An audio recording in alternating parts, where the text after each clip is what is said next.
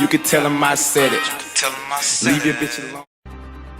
Shocked and disappointed, that's the word from one city leader as several Laverne police officers are off the job, all linked to a sexual misconduct scandal. Good evening, I'm Vicki Yates. And I'm Rory Johnston. Tonight News Channel 5's Nick Barris shares the very latest developments as this investigation continues.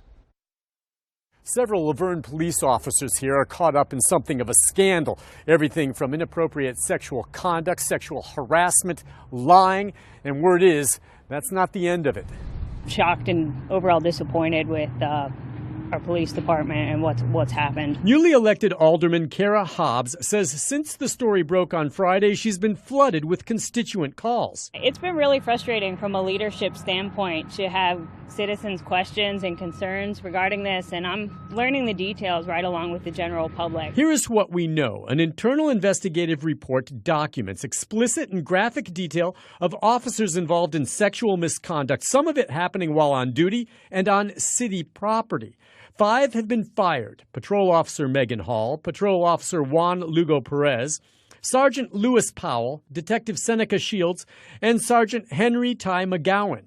3 others have been suspended: K-9 Officer Larry Holliday, Patrol Officer Patrick Magliocco, and Patrol Officer Gavin Schoberl.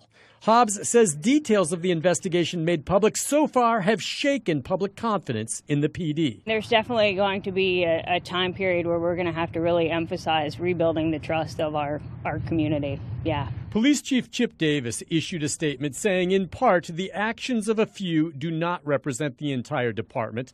The situation will be addressed internally, and that counselors are being brought in to help officers. He also says there is sufficient staff remaining to cover all patrol shifts. At this point, these are all internal police department violations, but I did talk to the Rutherford County District Attorney.